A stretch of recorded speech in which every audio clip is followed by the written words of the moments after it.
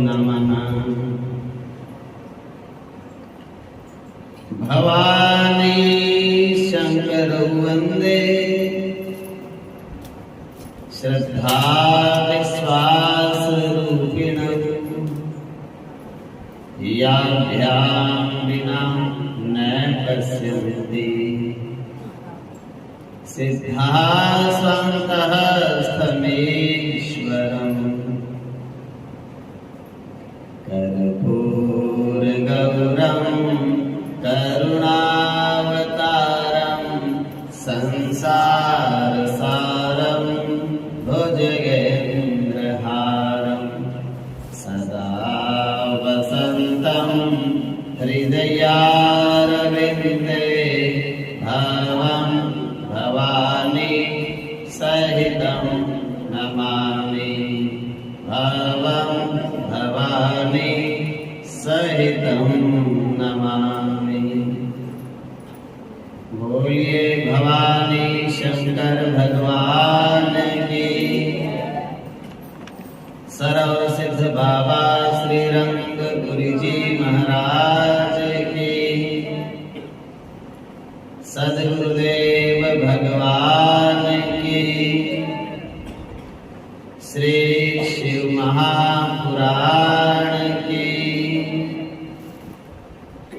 पवित्र श्रावण मास की।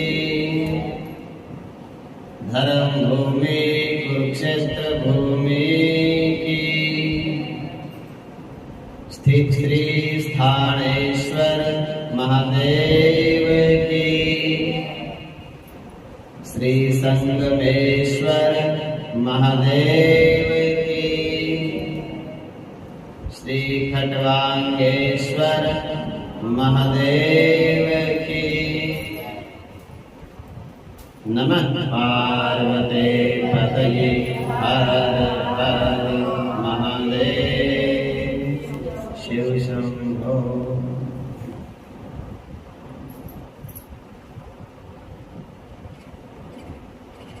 कल की कथा में आपने सुना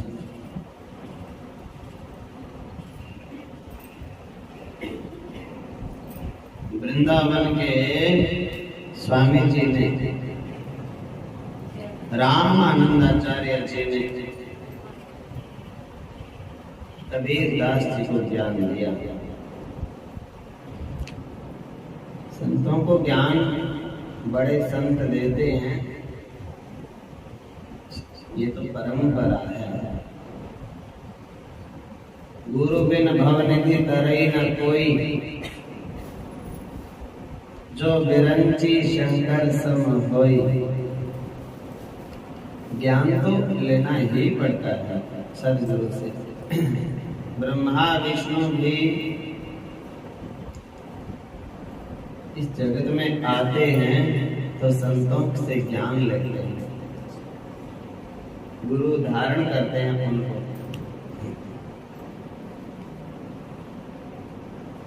भगवान शिव अगस्त्य जी के पास आए राम कथा सुनने के लिए। राम कृष्ण को तो सब जानते ही हैं, गुरुकुल में पढ़ने के लिए गए। गुरु गृह पढ़न गए रघुराई, अल्प काल विद्या सब पाई। कृष्ण भगवान संदीपन ऋषि के आश्रम में कृष्ण सुदामा सब पढ़ने गए, इकट्ठे पढ़े, सब जानते हैं। भगवान है वो, भगवान को सब ज्ञान है पहले से ही, लेकिन भगवान कहते हैं गुरु की सेवा करो। मेरा पहला काम है, मैं गुरु की सेवा करूंगा, मैं गुरु जी से ज्ञान लूंगा तो सब लोग मेरी नकल करेंगे। मैं गुरु की सेवा नहीं करूंगा तो दुनिया के लोग कहेंगे कृष्ण ने सेवा नहीं करी, राम ने नहीं करी, हम भी क्यों करेंगे। अब इतनी बड़ी शिक्षा देके गए कि राम ने भी गुरु की सेवा की, कृष्ण जी ने भी की, हम भी जरूर करेंगे।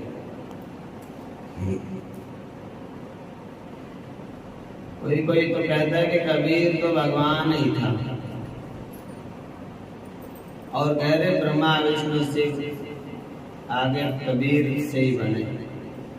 एक से एक महारथी पैदा हो जाते हैं संसार में, लेकिन संतों की बात है, शास्त्र की मर्यादा की जो बात है, वृंदावन में गए कबीर जी, और वृंदावन के संत हैं स्वामी श्री रामानंदाचार्य जी महाराज। उनसे पूछा ध्यान कैसे करना चाहिए। कबीर जी ने उनसे पूछा, संतों ने बताया, सुनो कबीर, तन मन प्रेम से सुरत लगाई के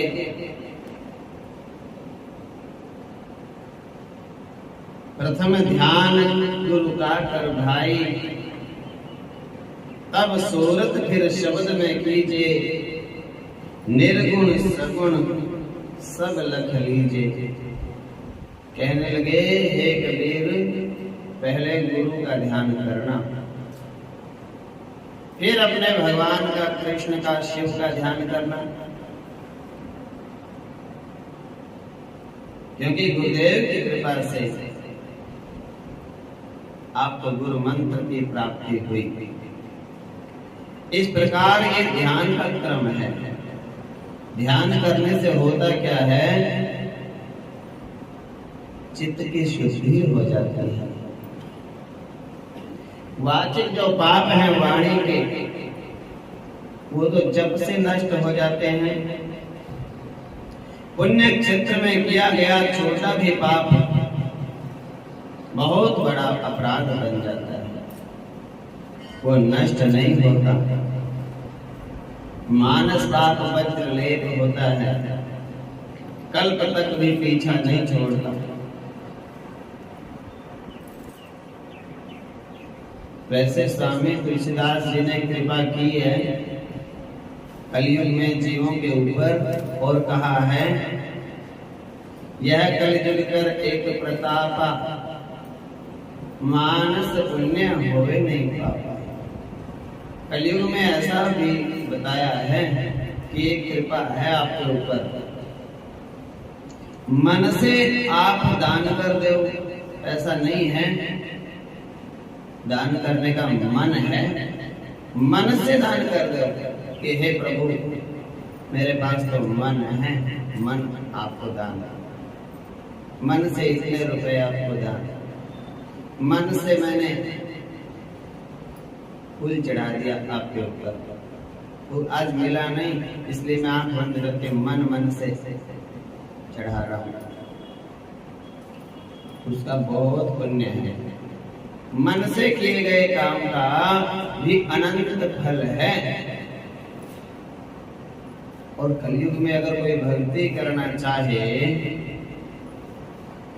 और पूछे कि आपके स्कूल में कुछ छूट है, हम इस स्कूल में पढ़ना चाहते हैं, भक्ति वाले में भगवान की भक्ति करना चाहते हैं, कुछ छूट हमारे लिए, तो तुलसीदास जी ने कृपा की है कि कलयुग में मन से कोई पाप हो जाएगा तो आपको दोष नहीं लगेगा। शरीर से करोगे पाप तो दोष लगेगा, वाणी से पाप करोगे तो दोष लगेगा, कर्म से करोगे तो दोष लगेगा, मन से आपको दोष नहीं लगेगा। इसका मतलब ये नहीं है कि आप मन से पाप करते रहो, छूट मिल गई ना। ये है कि जाने अनजाने में गलती हो गई, मन में कोई बुरा ख्याल आ गया तो भगवान से क्षमा मांगो, प्रभु गलती हो गई, और सत्कर्म में लग जाओ, फिर उसका दोष नहीं लगेगा।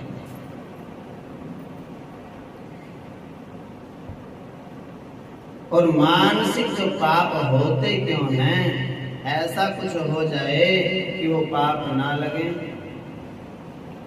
तो उसके लिए बताया कि ध्यान करो मेरे प्रभु का। जब तो कर लेते हैं लोग और ध्यान करना भूल जाते हैं,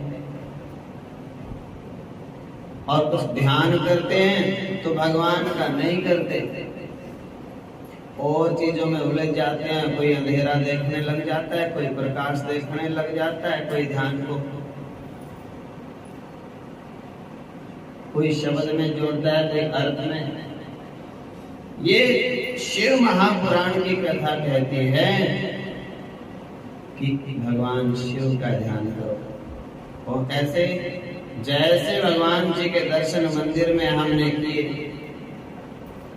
अपने घर में जाकर के उन्हीं दर्शनों को आंख बंद करके सोचते रहो, आज मेरे भगवान जी कैसे लग रहे थे, बड़े सुंदर लग रहे हैं। ऐसे मन मन में उनका दर्शन करो, इसको कहते हैं ध्यान। तो 3 प्रकार से शुद्धि बताई, मन की शुद्धि ध्यान से, वाणी की शुद्धि जप से, और शरीर की शुद्धि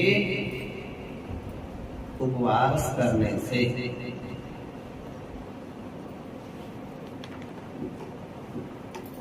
इस प्रकार से सब बातें बताई गई। धनोपार्जन से जो पाप होता है, दान करने से, तन पवित्र सेवा किए, धन पवित्र किए दान, मन पवित्र हरि भजन सौ त्रिविध होत कल्याण।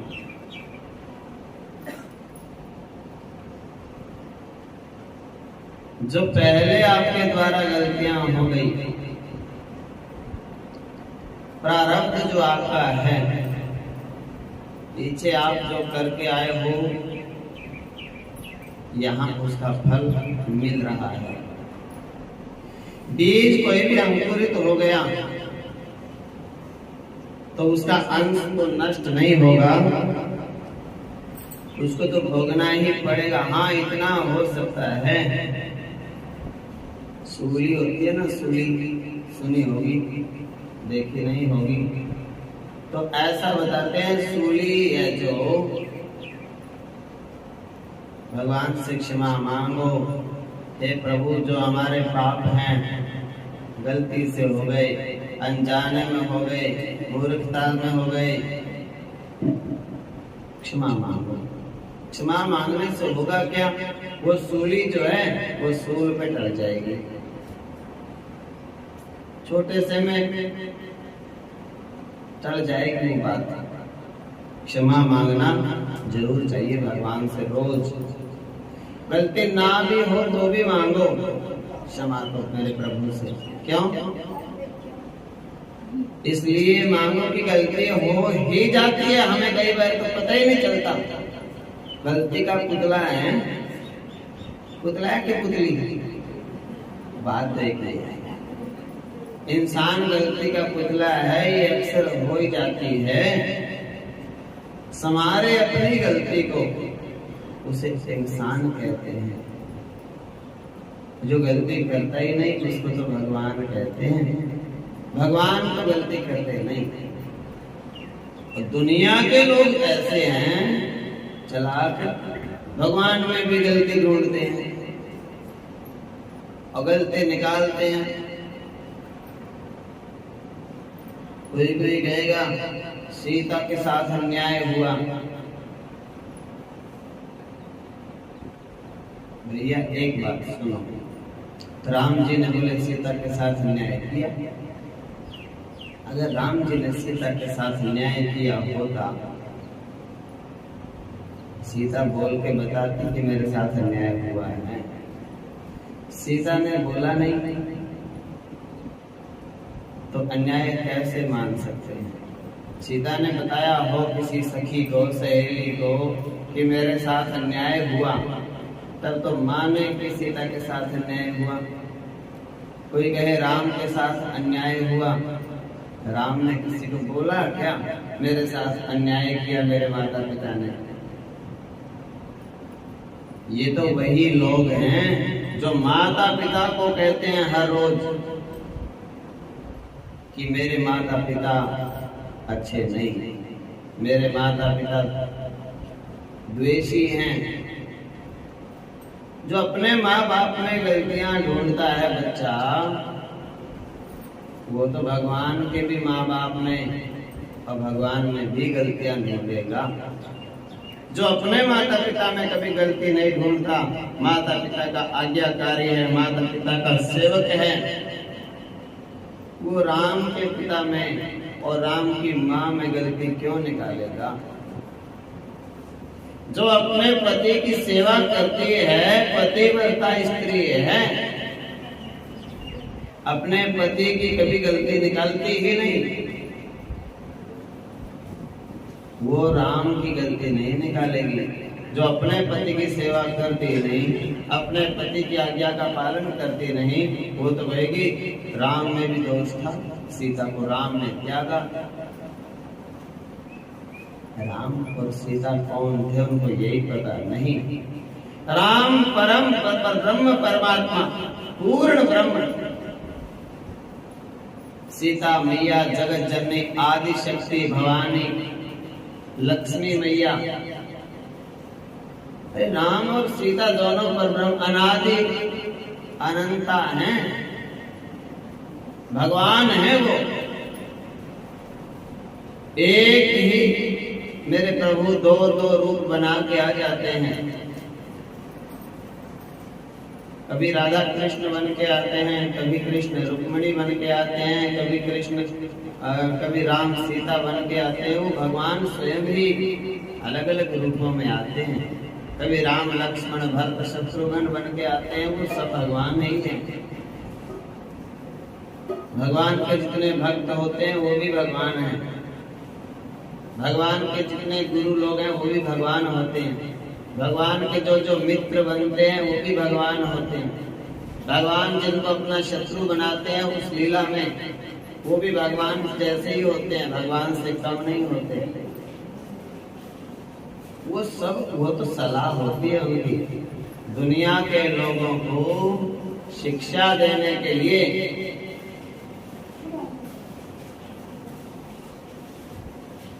दुनिया के लोगों को शिक्षा देने के लिए राम जी की, सीता जी की सबकी सलाह थी।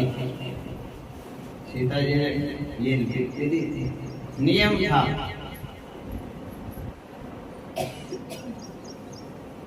बहुत सी एक लीला से हजारों तरह का ज्ञान मेरे प्रभु दे देते हैं।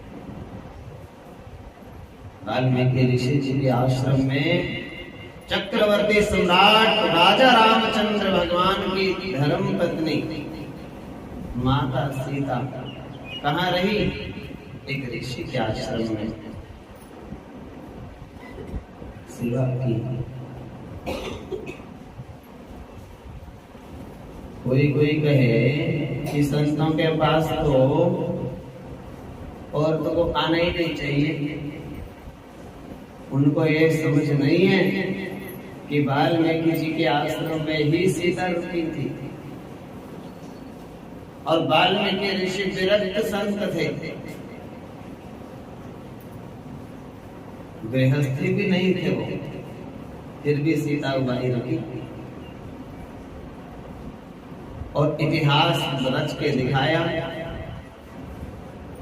संतों ने इतिहास रचा, वाल्मीकि जी ने इतिहास रच दिया।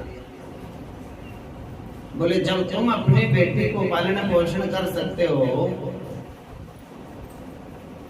तो संत नहीं कर सकते क्या? संत के पास कोई बेटी रुके इसका मतलब यही तो नहीं है कि संत जो पास में रुक गई बस पत्नी होती है। माता के तो अनेक रूप हैं। वो बहन भी होती है, वो बेटी भी होती है, वो आदि शक्ति है। और फिर ये महिमा बताई कि जो बालक संतों के आश्रम में ही जन्म ले और जन्म से ही वो संतों का ज्ञान उनको मिलता रहे, लव कुश को, वो बच्चे फिर दिव्य अद्भुत होते हैं। वो राम की सेना को भी हरा सकते हैं, इतनी ताकत।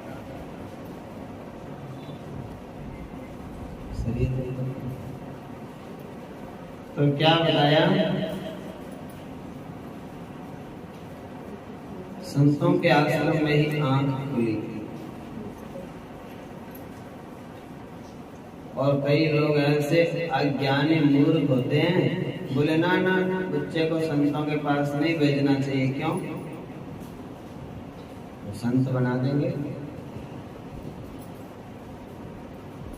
वाल्मीकि जी के आश्रम में ही आंखें खुली लव कुश की, और वहीं पे रहे वो बड़े लंबे समय तक। सारी विद्याएं उन्होंने वहीं पे गुरुओं से ली। धनुष बाण चलाना सीखा, अश्वारोहण करना सीखा, सब रामचरित रामायण को पढ़ा। पढ़ाई लिखाई बीच में नहीं, एक साइड में, एक अलग कर।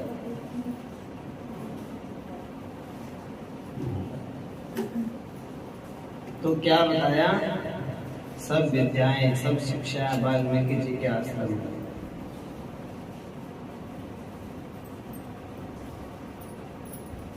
नहीं बनाया संत उनको, तो संतों के आश्रम में ही पैदा हुए।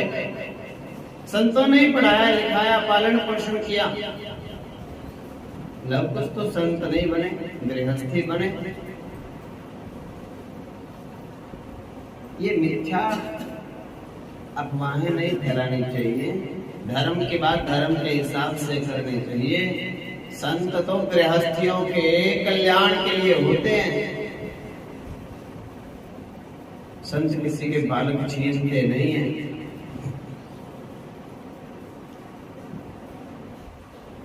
वो तो गृहस्थियों के लिए ही बैठे समाज में, उनके उद्धार के लिए, उनको अच्छी शिक्षा देने के लिए, उनको नशे विषय से दूर रखने के लिए, उनके बालकों को सच्चे संस्कार देने के लिए। सीधा सीधा प्रचार प्रसार करना चाहिए। कोई कहता है अभी तो बच्चे छोटे हैं, उम्र नहीं मंदिर जाने की।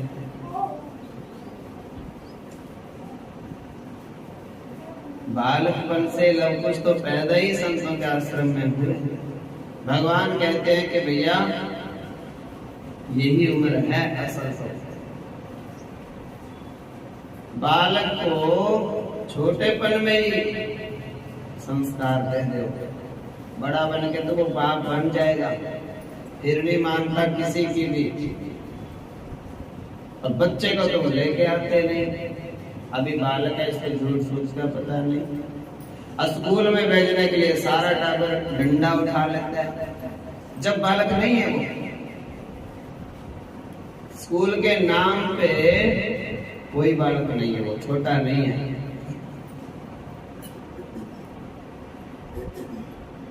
माता पिता को समझ होनी चाहिए।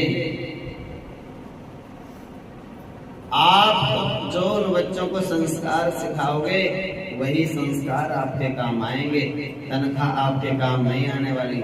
जिस तनख्वाह के लिए आप पढ़ा रहे हो ना, हमारा बच्चा बड़ी नौकरी लग के बड़ी तनख्वाह मिले इसको, बस राम का नाम लेवे चाहे ना लेवे इसकी मर्जी। ऐसी गंदी सोच हो गई है। और किनकी? ब्राह्मणों की भी। कम से कम ब्राह्मणों की सोच तो ऐसे नहीं होनी चाहिए। उनको तो शिक्षा देनी चाहिए, अपने बच्चों को संस्कार देने चाहिए। क्यों? ताकि वो आगे देंगे। ब्राह्मणों को किसी बात की शिक्षा होगी तो समाज को बाकी को भी होगी। अब ब्राह्मणों को ये ज्ञान नहीं, दूसरों को ज्ञान कौन देगा? ब्राह्मण ब्राह्मण ही होता है और गूगल गूगल ही होता है। कोई सोचे हम तो गूगल से ही ज्ञान कर लेंगे ना। ज्ञान तो साधु ब्राह्मण से ही कराते हैं दुनिया में। रीति है ये संसार की। ब्रह्मा के मुख से ब्राह्मण का जन्म हुआ है, वही ज्ञान दुनिया को कराते हैं। वेद का, पुराण का, धर्म का, शास्त्र का, ग्रंथों का, सब विद्याएं ऐसा नियम होता है। तो जो प्रारंभ से कर्म बन गया उसको तो भुगतना पड़ता है, लेकिन ईमानदारी से खुश होकर उसको भुगतना चाहिए। ज्यादा चिल्लाना नहीं चाहिए, वो मिलना नहीं। अपने अपने कर्म का है वो प्रारंभ। पिछले पाप हैं कोई, उनकी वजह से कोई कष्ट आ रहा है, जोर जोर से चिल्लाओगे तो भी कोई फर्क नहीं पड़ने वाला, वो भुगतना ही है। और ये मंत्र जाप करके बड़ी कृपा है मेरे प्रभु की, आसानी से बीत जाएगा। वो कर्ज है वो तो उतारना है, उतर जाएगा धीरे धीरे। आगे की संवारो, अगत संवारनी चाहिए। बोलो भक्तवत्सल भगवान। अब आगे के अध्याय में सदाचार का बड़ा सुंदर वर्णन है। सद आचार, सच्चा व्यवहार, आचरण। थोड़ा इसको भी सुनाते हैं। आचारो परमो धर्म। आचार जो है वो परम धर्म होता है, सबसे बड़ा धर्म है। अपने चाल चलन को सही रखो, इससे बड़ा कोई धर्म नहीं। अपनी बोलवाणी, अपनी नजरिया, अपना स्वभाव को, अपने व्यवहार को, अपनी मर्यादा को, छोटे बड़े को, अपने आचरण को सही रखो। रिश्ता नाता जिस हिसाब से है, मान सम्मान उस हिसाब से करो सबका। उम्र में चाहे छोटा हो, रिश्ते में चाचा लगता हो तो उसको चाचा जी बोलो। और ये नहीं कि बोल तो दिया चाचा जी और काम कर रहे दुश्मन वाले ना। आदर सम्मान भी वैसा ही करो, मर्यादा भी वैसे रखो, सब उसको व्यवहार वैसा ही। नियम हिसाब मर्यादा जरूरी है।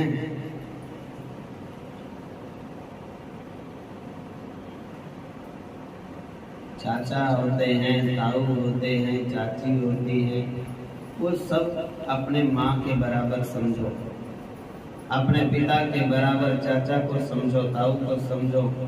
उनमें कोई भेदभाव नहीं करना चाहिए। ये धर्म है, ये आचरण है।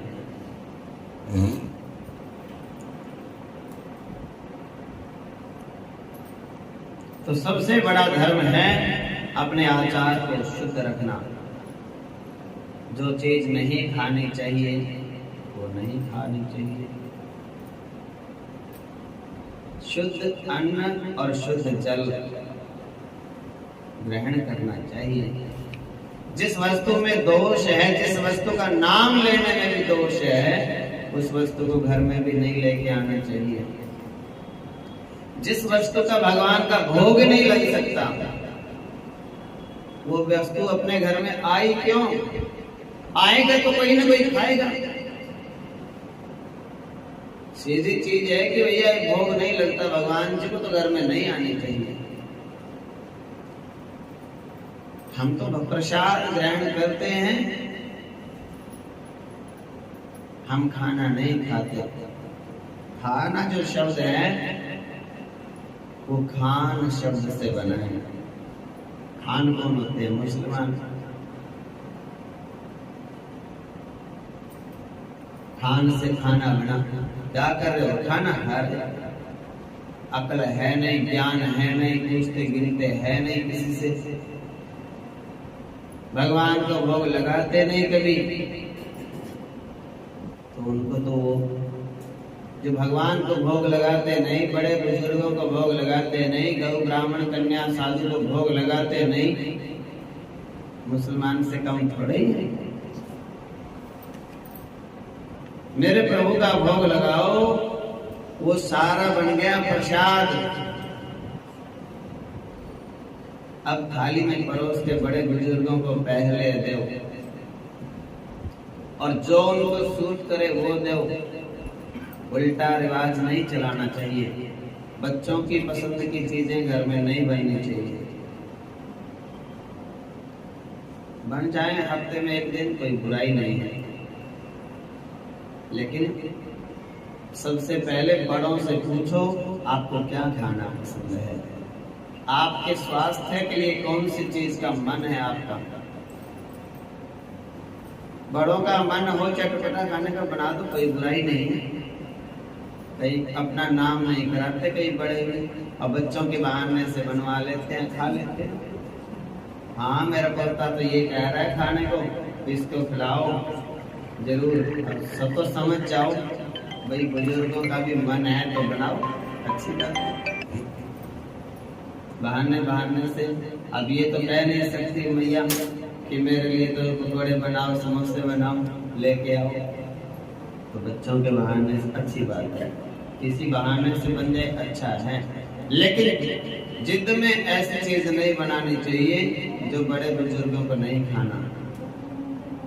बहस नहीं करनी चाहिए, इग्नोर नहीं करना चाहिए, उनसे पूछो।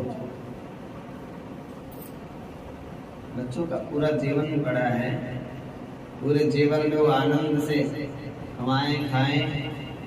बुजुर्गों की सेवा का तो मौका मिला है, उस मौके को संभाल लो, नहीं तो बुजुर्ग चले जाएंगे।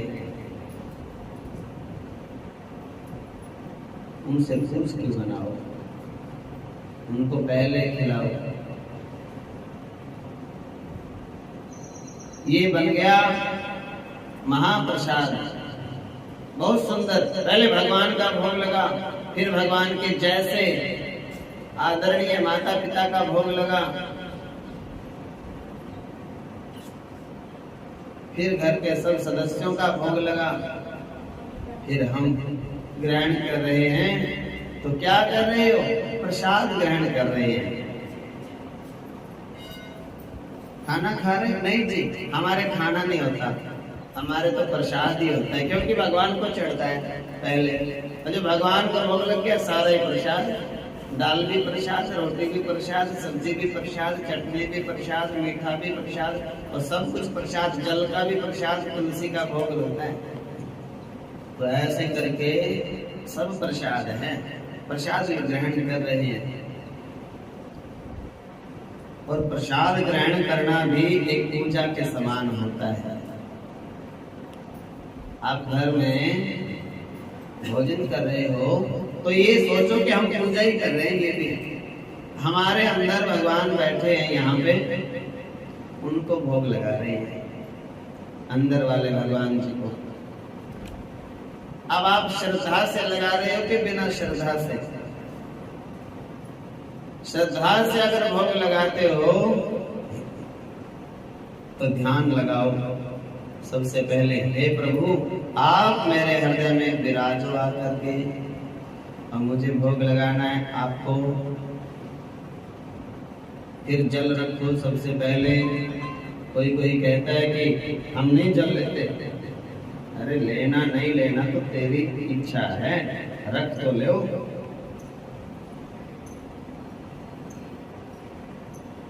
रखना जरूर चाहिए।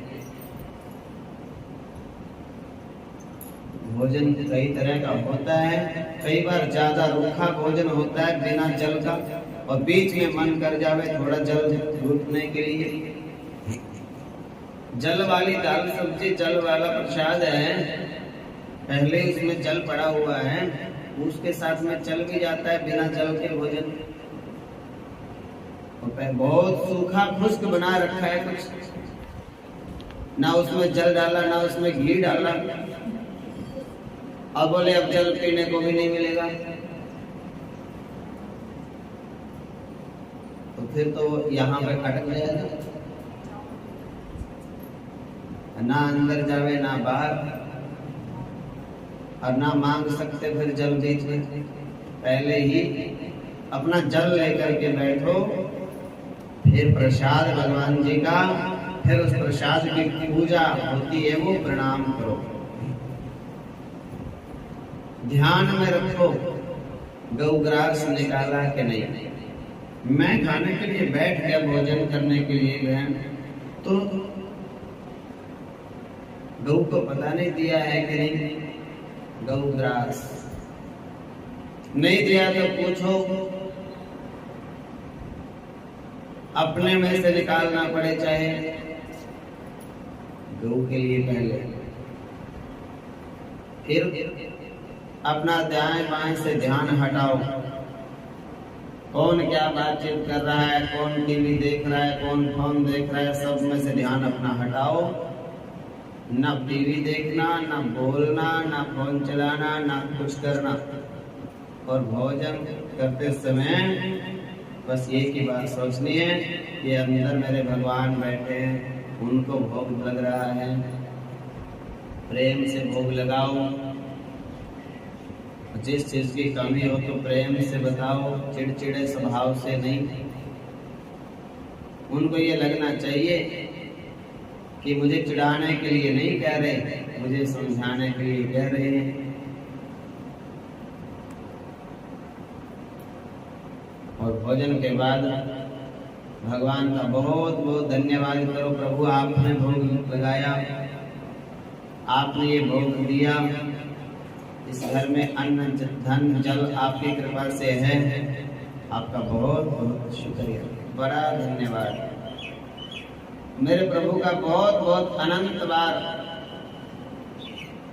धन्यवाद करना चाहिए। ऐसे होता है प्रसाद ग्रहण करना।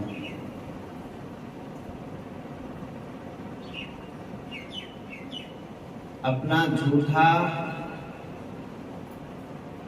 कोशिश करो कि सब किसी को ना दो, और कोशिश ये भी करो किसी का झूठा ना खाओ। झूठा खाने से हम तो भगवान का ही झूठा खाते हैं, बस भोग लग गया तो सब झूठा। भगवान वो झूठा नहीं होगा, वो तो पवित्र हो गया, वो और भी शुद्ध हो गया। भगवान यही तो गुण है भगवान में, यही तो उनकी चमत्कार है। उनका भोग लग गया तो वो पवित्र हो गया हमारा भोजन। उनका नाम ले लिया तो जीभ पवित्र हो गई, उनका दर्शन हो गया आंखें पवित्र हो गई, उनकी कथा सुन ली कान पवित्र हो गए, उनके दर्शन के लिए मंदिर तक आए, परिक्रमा कर ली तो चरण पैर हमारे पवित्र हो गए। उनको भोग लगाया अपने हाथों से, हाथ पवित्र हो गए। ऐसे करके और उनका ध्यान किया, सेवा कर दी तो पूरा शरीर पवित्र हो गया, तन मन पवित्र हो गया हमारा। भगवान तो इतने पवित्र होते हैं। जैसे सूर्य में से सौर पैनल की प्लेटें होती हैं, सौर ऊर्जा की, वो सूर्य में से रोशनी ले लेती है दिन में, और फिर जब बिजली चली जाती है तो फिर वो देती है बरतने के लिए। अब उनसे ले लो लाइट, इन्वर्टर की जरूरत नहीं पड़ती, और कई बार तो बिजली की भी जरूरत नहीं पड़ती।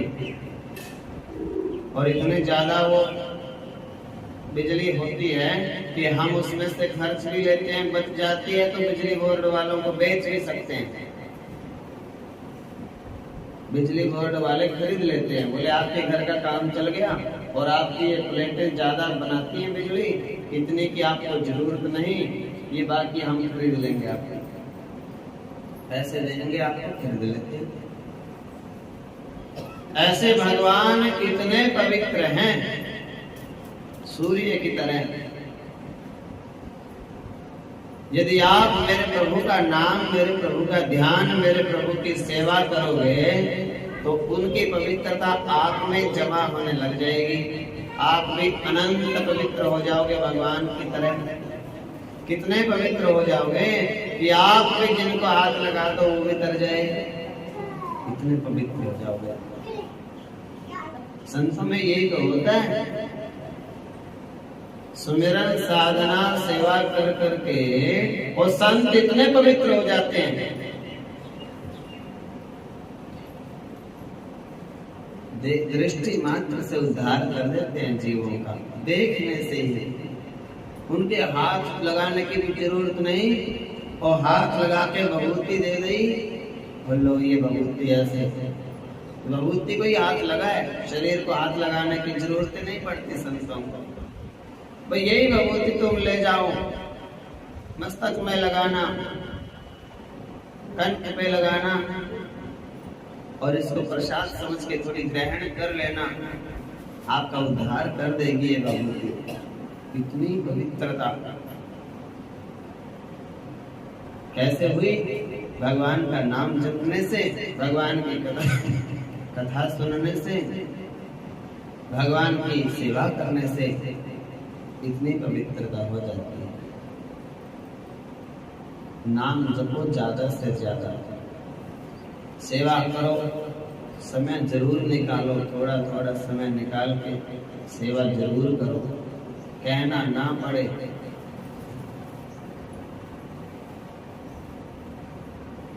सेवा अवश्य करनी चाहिए, और सेवा फॉर्मेलिटी की नहीं, मन से करनी चाहिए। हाँ, मन से होती है सेवा। सेवा करने वाले का पता चल जाता है सबको, ये मन से कर रहा है, ये बिना मन के कर रहा है। तो अभी कई दिनों से मैं देख रहा हूँ आप सबकी सेवाएं कम लग रही हैं। बोलो जैसे देख रहे हैं, हाँ कम हो रही है पहले से। तो थोड़ी थोड़ी अपनी लगन बढ़ाओ, 2 मिनट करो, चाहे 2 मिनट के लिए ऐसे ऐसे करना पड़े, नियम अपना पक्का रखो। जरूर करेंगे 2 मिनट, 10 मिनट, 20 मिनट, आधा घंटा, जितनी बनेगी। सेवा तो जरूरी है। भक्ति करके गुरु जी तर गए, सेवा करके चेला। चेला भक्ति नहीं कर सकता तो सेवा तो कर सकता है, नहीं तो उड़ जाएगा हंस अकेला, बिन 2 का दर्शन देगा। तो आचरण के ऊपर ध्यान देना चाहिए। आचरण किसे कहते हैं? जो सत्पुरुषों ने किया, जो सत्पुरुषों ने आदेश किया, उसको आचरण कहते हैं। उनका अनुसरण करो, अनुगमन करो, उनके पैर में पैर रखो। राम भगवान मर्यादा पुरुषोत्तम भगवान है। राम भगवान के पैर में पैर रखो, जैसा राम जी ने किया वैसा हम करेंगे, तो राम के जैसे बन जाओगे। इतिहास को आप रोज सुनते हो, पुराणों को आप रोज सुनते हो, उनमें एक से एक दृष्टांत आते हैं। जैसे उन्होंने सेवा की वैसे तुम करो। प्रहलाद ने जैसे भक्ति की वैसे तुम करो। ध्रुव जी ने जैसे भक्ति की वैसे तुम करो। मीरा जी ने जैसे भक्ति की वैसे तुम करो। उनकी पैर में पैर रखो तो समझ आएगी बात।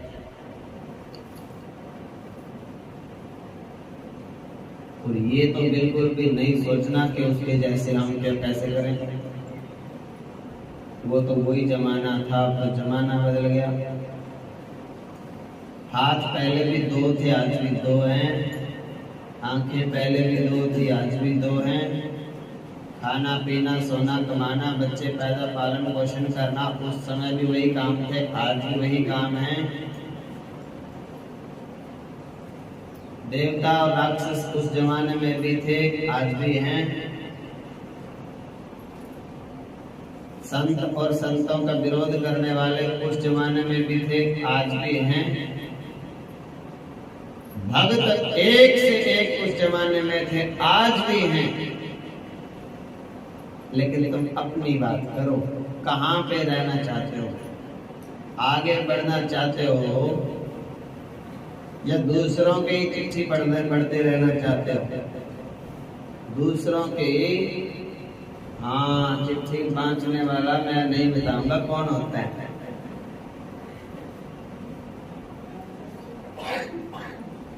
बात ही ऐसी है ना, माइक में बोल नहीं सकते उस बात को। कहावत है हरियाणा की, कोई चिट्ठी बांटने वाले तो अच्छे नहीं होते। चिट्ठी पढ़ना नहीं, दूसरों की, अपनी संभालो। सत्पुरुषों के द्वारा किया गया जो आचरण है उसी को सदाचार कहते हैं। सदाचार का पालन करने वाला शब्द ब्रह्म, शब्द क्या है? ब्रह्म है। कौन सा शब्द जो गुरु ने आपको सुना दिया? शब्द ब्रह्म है। ओम का नाम ब्रह्म है। ओम एक अक्षरम ब्रह्म। ओम एक अक्षर है। ये अक्षर क्या क्यों है? ये कभी क्षर नहीं होता, मिटता नहीं कभी। ओम का नाम अमिट है, अक्षर।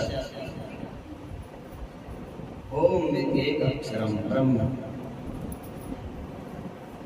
ब्रह्मा विष्णु सदा शिव ज्ञान कर्ता विवेका। ओम अक्षर के मध्य ये तीनों एका। और फिर गुरु ने जो भी आपको गुरु मंत्र दे दिया वो ब्रह्म है। उससे बड़ा सृष्टि में कोई मंत्र नहीं होता। और तीसरा भगवान का नाम।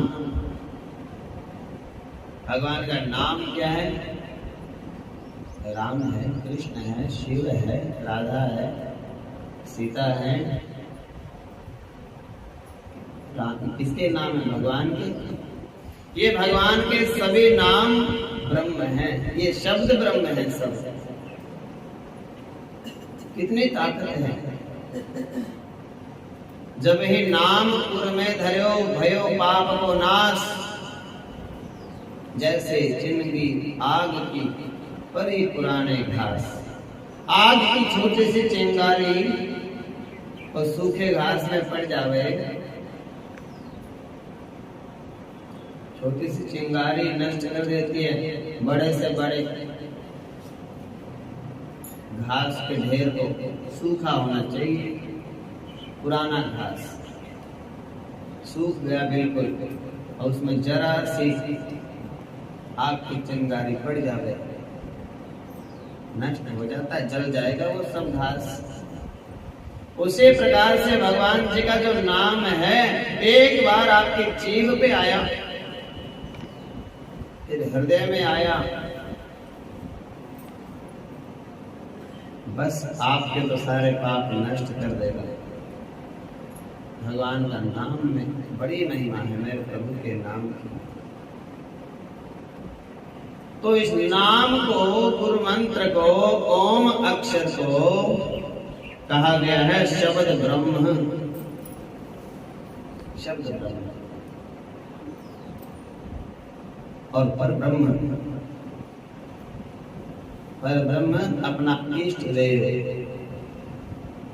शब्द ब्रह्म उसका नाम, गुरु मंत्र, और पर ब्रह्म होता है अपना इष्ट।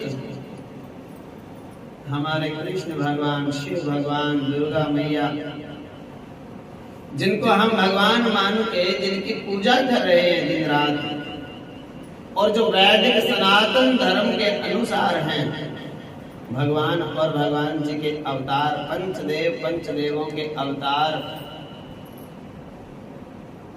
केवल वो ही पर ब्रह्म होते हैं, उनके अलावा नहीं कोई पर ब्रह्म होता। और जो इस बात को जान ले,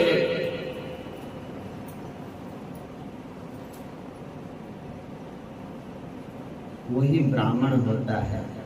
जो इस बात को नहीं जानता वो ब्राह्मण नहीं होता। ब्रह्म जानेति ब्राह्मण। ब्रह्म को जो जाने, वेद का पाठ करे, वेद के अनुसार अपना खान पान, रहन सहन, मर्यादा, परहेज, बोलवाणी, अपनी नजर दृष्टि, अपनी सोच सब पवित्र रखे वेद के हिसाब से, तो उस ब्राह्मण को ब्राह्मण कहेंगे, सदाचारी ब्राह्मण है। और शब्द ब्रह्म और ब्रह्म को जो जान चुका है, दोनों को, वो श्रेष्ठ ब्राह्मण है। जो नहीं जानता, जिसने कभी वेदों को देखा ही नहीं, जो छल कपट करता है, बात बात में कोई मर्यादा का हिसाब नहीं, कोई खान पान का हिसाब किताब नहीं, नशा करता है, विषय करता है, चोरी ठगी करता है, मंदिर में जाता तक नहीं, भगवान की 2 माला भी करता नहीं, गुरुओं में श्रद्धा नहीं, किसी काम का नहीं, उसको ब्राह्मण नहीं कहा जाता। और दूसरे नंबर पे वेद का ज्ञान हो गया, सदाचार का पालन भी करता है, लेकिन ब्रह्म को नहीं अनुभव कर पाया। काम तो अच्छे अच्छे हैं पर अभी भगवान को जान नहीं पाया पूरा, तो वो होता है विप्र। विप्रधेनु सुर संत हित लीन मनुज अवतार। विप्र भी ब्राह्मणों में ही होते हैं, लेकिन ब्राह्मण ऊंचा होता है। कौन होता है? जिसमें ब्रह्म को ज्ञान हो गया, ब्रह्म ज्ञानी, वो ब्राह्मण है। ब्रह्म ज्ञानी से थोड़ा नीचे, ब्रह्म का ज्ञान हुआ नहीं लेकिन अच्छे काम करता है, भगवान का नाम लेता है, वो है विप्र। और जो सदाचार, वेदाचार विद्या, ये तो पढ़ लिया, लेकिन अभी वो पूर्ण रूप से वेद को जान नहीं पाया। अभी शुरू किया है उसने पढ़ना, दीक्षा ले ली, तो उसको कहते हैं द्विज। और जिस ब्राह्मण ने अध्ययन तो बहुत कम किया, बस पुरोहित बन के रह गया, खाली पढ़ा लिखा नहीं, भगवान की पूजा करता नहीं, जाप करता नहीं, पुरोहित आई पकड़ गई। पाठ में करना हो किसी के घर में तो स्नान कर लेता है, नहीं तो स्नान करता ही नहीं। पाठ में जाना तो पीला सफेद कुर्ता पहन लेते हैं, नहीं तो काले पजामे पहन के घर में फिर। ऐसे ऐसे जो काम करता है, अपनी रोजी चलाता है, वो तो क्षत्रियों के जैसा ब्राह्मण होता है। उसका नाम है क्षत्रिय ब्राह्मण। ना तो वो द्विज है, ना वो विप्र, ना ब्राह्मण, सबसे नीचा है क्षत्रिय ब्राह्मण। और उसके बाद जो ब्राह्मण पुरोहिताई भी नहीं करता, उससे भी और नीचे आ गया, खेती बाड़ी में लग गया, व्यापार बिजनेस में लग गया। पुरोहिताई करने वाला भी किसी दूसरे के घर में हवन करेगा, पाठ करेगा, पूजा करेगा, 2-4 माला भगवान की फेरेगा तो भगवान का नाम आ जाएगा उसके मुंह से। और जिसने वो भी नहीं किया और काम ढूंढ लिया, कोई खेती बाड़ी, बिजनेस करना, व्यापार करना, लेकिन आते जाते वो राम राम जरूर करता है और ले लेता है राम राम। हाँ, तिलक लगा के रखता है, शिखा रखता है अपना, तो उसको कहते हैं वैश्य ब्राह्मण। वैश्य ब्राह्मण, बनिए का काम होता है व्यापार करना। ये ब्राह्मण के घर में जन्म लेकर के और काम बनिए वाला कर रहा है, तो ये वैश्य ब्राह्मण है। वैश्य ब्राह्मण होता है। और इनसे भी नीचे जो क्या करता है,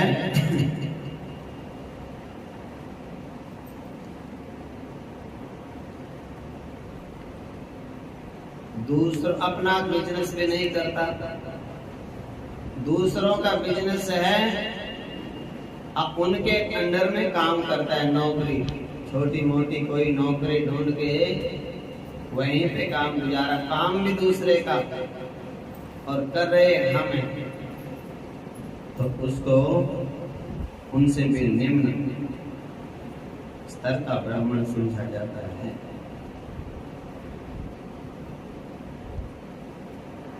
और कुछ ऐसे उससे भी नीचे वाला होता है, वो कौन? जिसने जन्म तो ब्राह्मणों के घर में ले लिया पर दूसरों में दोष ढूंढता रहता है। बस जन्म ब्राह्मण के घर में हो गया, दोष ढूंढेगा दूसरों में। ये ऐसा करता है, वो ऐसा करता है, वो ऐसे देखता है, वो ऐसे चलता है, वो ऐसे खाता है, वो ऐसे हंसता है, वो ऐसे बोलता है, वो ऐसे बैठता है। उसकी राम कहानी तो कभी पूरी नहीं होती। जो दूसरों की बुराई करता रहता है, दोष ही देखता रहता है, ऐसा ब्राह्मण चाहे वो पढ़ा लिखा भी हो, दोष देखने वाला ब्राह्मण वो परद्रोही समझो उसको, और उसको कहते हैं चंडाल ब्राह्मण। बोलो जय श्री कृष्ण। पैदा तो ब्राह्मण के घर में हो गया पर वो चंडाल है।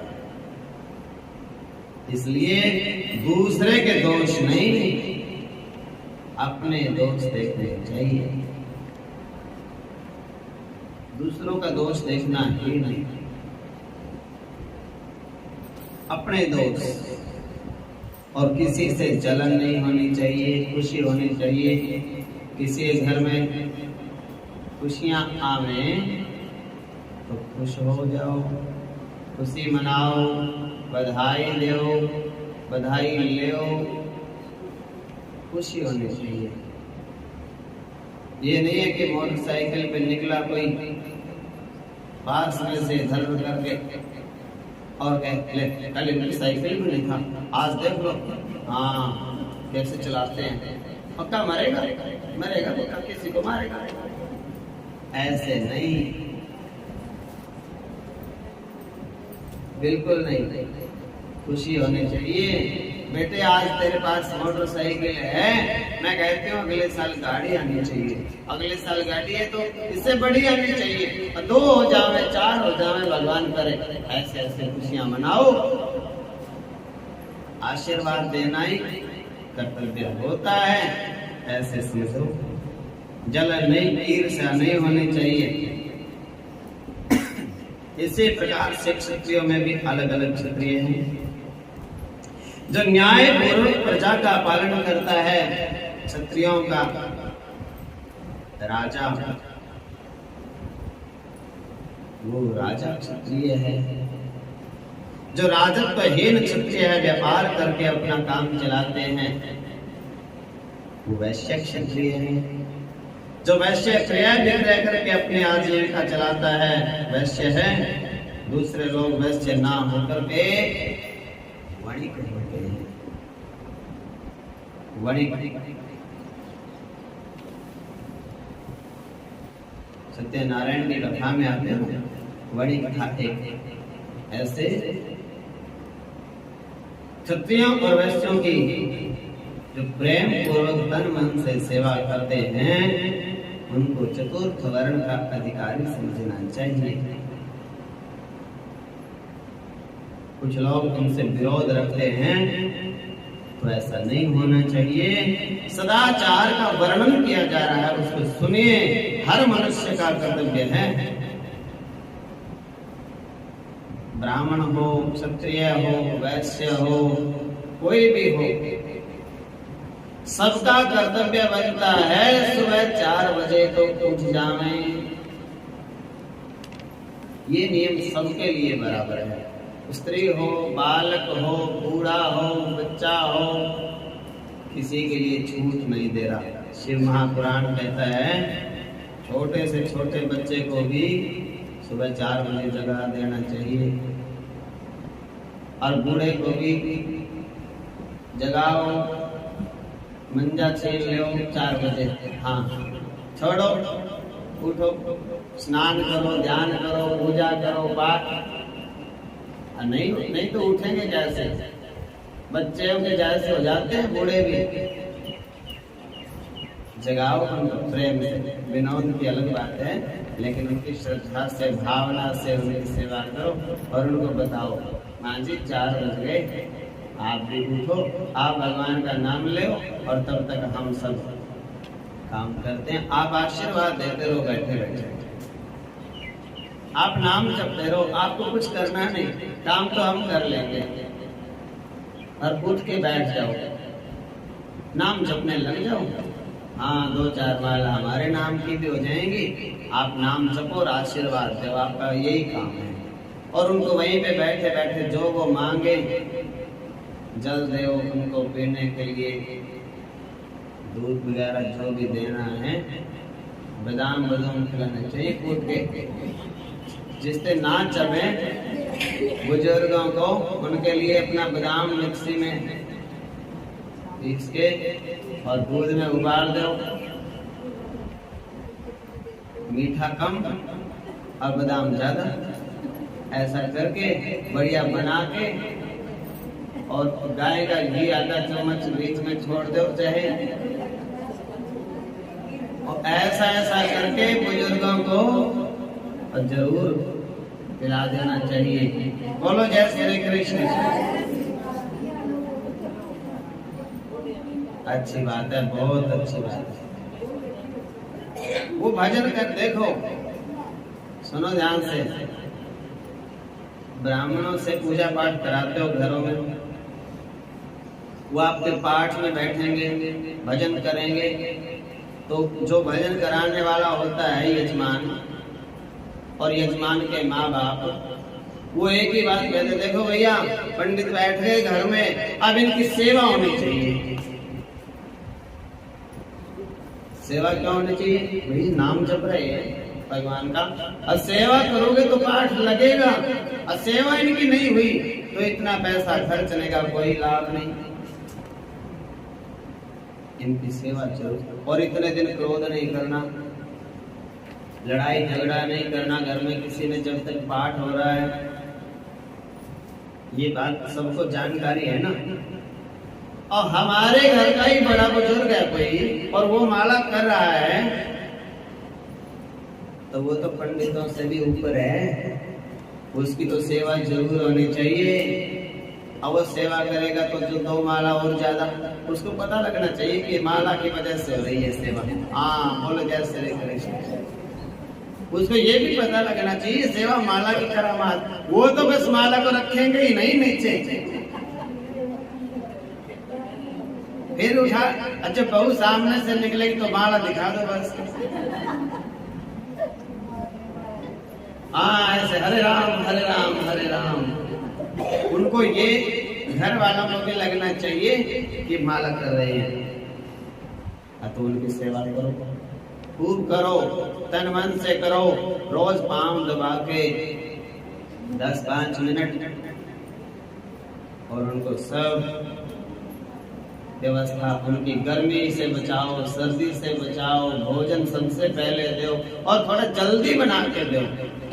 देखो ये बात जो मैं बताना चाहता हूँ, कई माताएं एक गलती करती हैं आजकल, टाइम को टाल के फिर रोटी देती हैं बुजुर्गों को, और उससे पाप लगता है। टाइम टाल के रोटी ना बच्चे को देनी चाहिए, ना बुजुर्गों को, ना अपने पति को, ना घर वालों को, किसी को भी, गऊ को भी नहीं। समय से आधा घंटा पहले कह दो भोजन तैयार करके, माँ जी भोजन बन गया, जब आपकी इच्छा हो ले आऊं, 10 मिनट रुक जाओ, 10-20 मिनट बाद फिर पूछ लो ले आऊं। उनको ये हो कि बना, इसने तैयार कर दिया। अब भूख लगी है पेट में, बच्चों के बड़ों के भी, कह रहे रोटी, बोले 10 मिनट रुक जाओ बनाएंगे, फिर 10 मिनट बाद कह रहे हैं भूख लगी है, और 10 मिनट टिक जाओ बनाएंगे। वो तो इसे तो बनाई कैसी ना बनाई, वो तो मजबूरी में बनाई, श्रद्धा भावना से नहीं बनाई। श्रद्धा भावना से बनाने वाला, देखो ये हरियाणा प्रांत है ना अपना, शास्त्र में तो नियम है कि सूर्य छिपने से पहले पहले ही ग्रहण कर लेना चाहिए भोजन। शास्त्र में तो ऐसा लिखा है, सूर्य छिपने से पहले पहले बना लो, खा लो, ना मक्खी का ना मच्छर का चक्कर ही नहीं। और 1-2 घंटा घूमेंगे फिरेंगे, हजम भी अपने आप आ जाएगा। चलो शास्त्र की बात भी नहीं पता, तो इतना तो पता है कि हमारे बुजुर्ग लोग आज से 10, 15, 20 साल पहले किस टाइम रोटी बना लेते थे? उसी टाइम अपना बनाओ। आरती हमारे संत तो ऐसे करते हैं, आरती से पहले सब तैयारी कर लेते हैं। जो शाम कुछ तो एक समय करते हैं भोजन, दिन में सूर्यास्त के बाद भोजन करते ही नहीं। और जो भोजन करने वाले हैं वो भी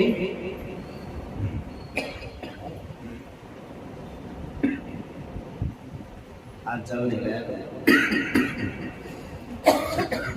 आने वाला है उसको भी आराम, उसको बर्तन साफ करना है, उसको शुद्धि करनी है, उसको सब काम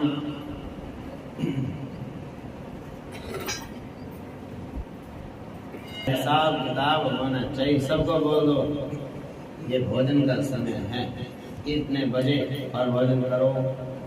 फिर वो भी आराम करेंगे, बनाने वाले, खिलाने वाले। और अगर देर से सब काम करोगे, रात के 11 बजे भोजन करोगे, तो जो भोजन कराने वाला है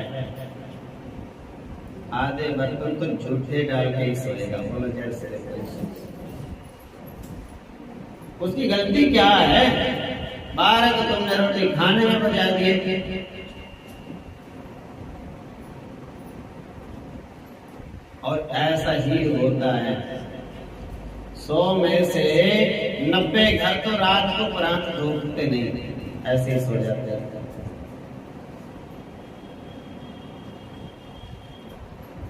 100 में से 90 घरों में साफ नहीं करते, उसी को ऐसे ही आटा उठा के फ्रिज में रख के बोले सवेरे किसी के बच्चों के पराठे मिक्सी से बन जाएंगे।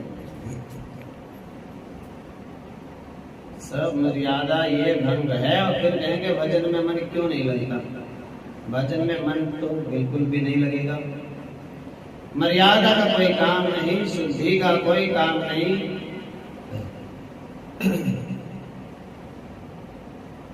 तो भजन तो शुद्धि से लगता है। मन मर्यादा में रह के समय पे जो काम करते हैं, तो ऐसा सुबह 4 बजे तो सबको उठ जाना ही चाहिए। ब्रह्म वेला, ब्रह्म मुहूर्त में, और सूर्य निकलने से पहले सबका स्नान पूजा पाठ हो जाना चाहिए।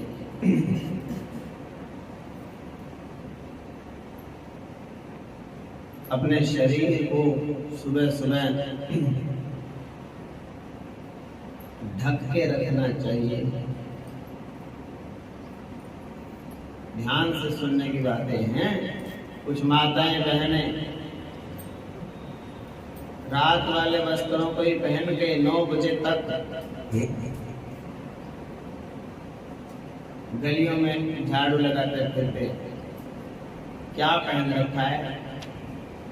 और उनको ऐसा लगता है कि ये पहन के ये सबको दिखा रहे हैं ना हम। हाँ, पता लग जाए सबको पहन के, तो दिन के अब तो वस्त्र अलग, रात के अलग। बड़े बन गए हम, थोड़े ऊंचे बन गए, अब कल्चर चेंज हो गया, जनरेशन बदल गई।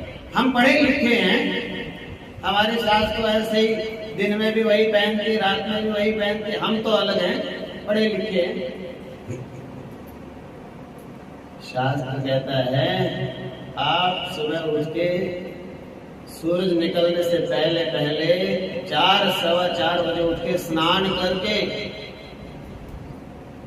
और ऐसे वस्त्रों को हाथ में नहीं लगाना, उठा के उनको छुपा के रखो। कई लोगों को तो कपड़े सुखाने भी आते नहीं।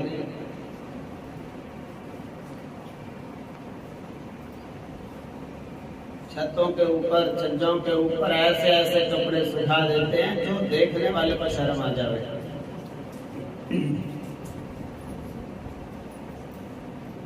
अकल बुद्धि शुद्धि मारी गई। पढ़े लिखे मूर्ख ऐसे ही होते हैं। तरीका होता है, कोई कपड़े के ऊपर कपड़ा डालो, सुखाओ, अच्छी बात है, मर्यादा में रहो, मर्यादा के कपड़े पहनो। स्नान करके भगवान का पूजन करना है, भगवान के लायक कपड़े पहनो। भगवान के सामने जा रहे हो आप, उनको भगवान के सामने इन वस्त्रों में जाओगे।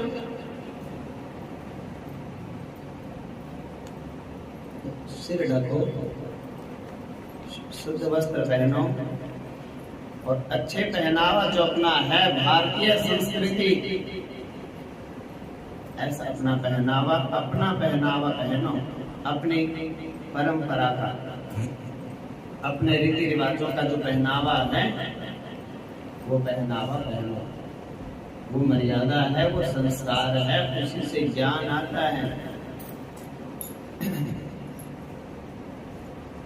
पाश्चात्य संस्कृति के वस्त्र पहनने से आप सोचो कि हम बड़े बन गए,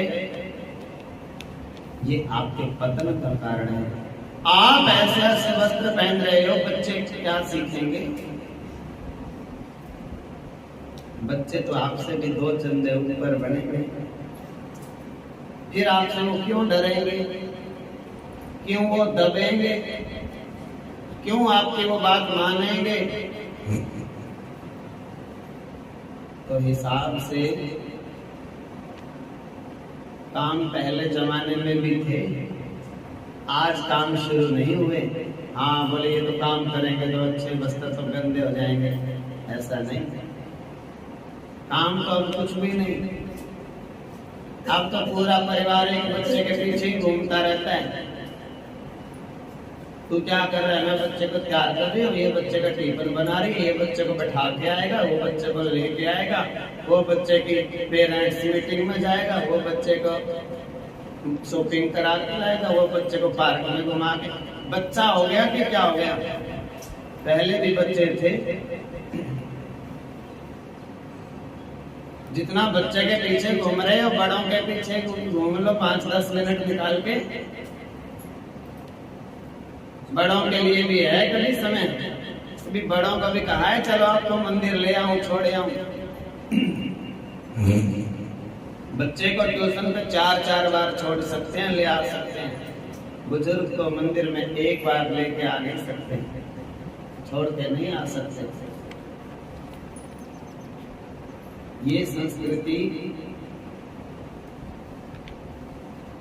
की रक्षा करना सीखो, संस्कृति को भूलना नहीं चाहिए। तो मलमूत्र शरीर को सुबह सुबह अपने शरीर को ढक के रखना चाहिए, शास्त्र ऐसा बोलता है। मलमूत्र का त्याग करें तो मिट्टी, राख कुछ थोड़ा बहुत अपने घर में रखनी चाहिए। जल से, मिट्टी से, राख से अपनी शुद्धि हाथों की करनी चाहिए।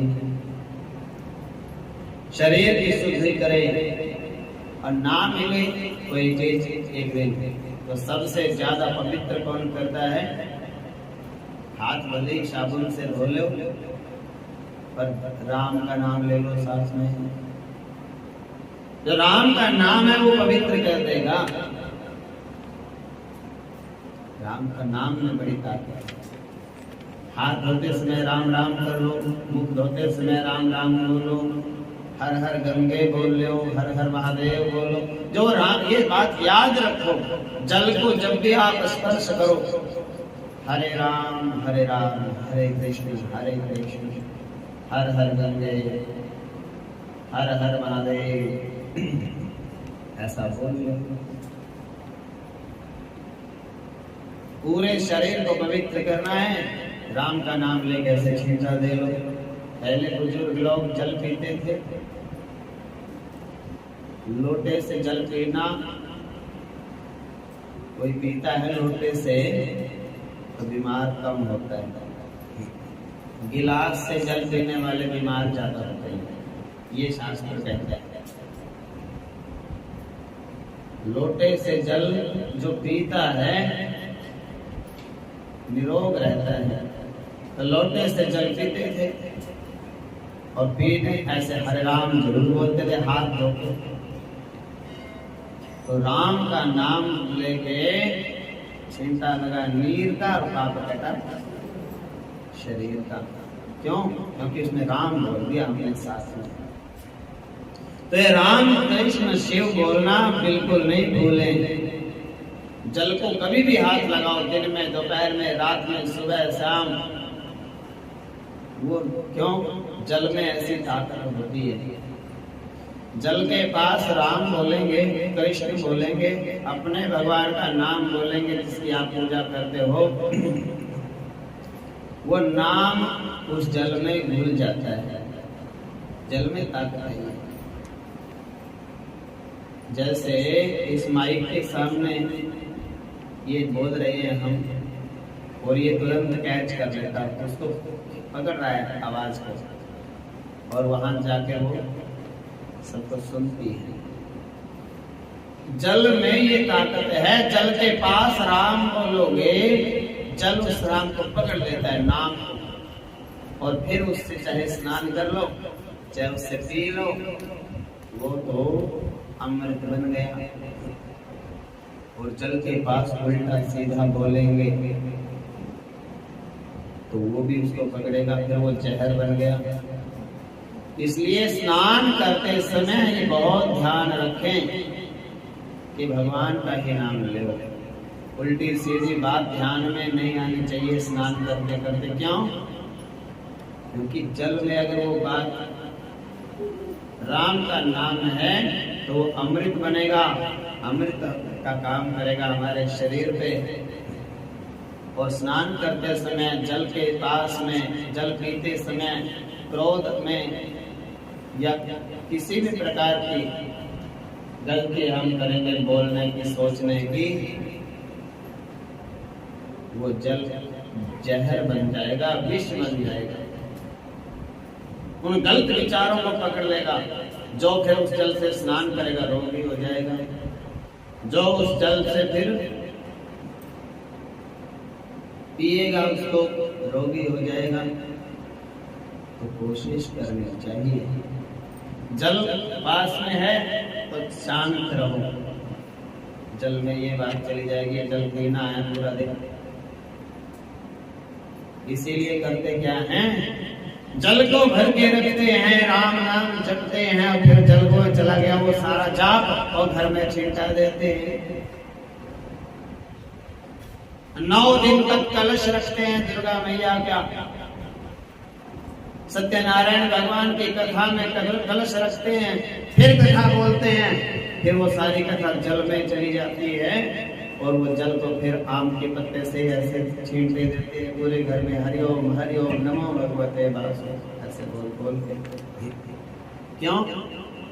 जितने मंत्र बोले सब जल में समा गए, और जितनी गालियां दोगे वो भी जल में समा जाएंगी, और घर वाले उस जल को पिएंगे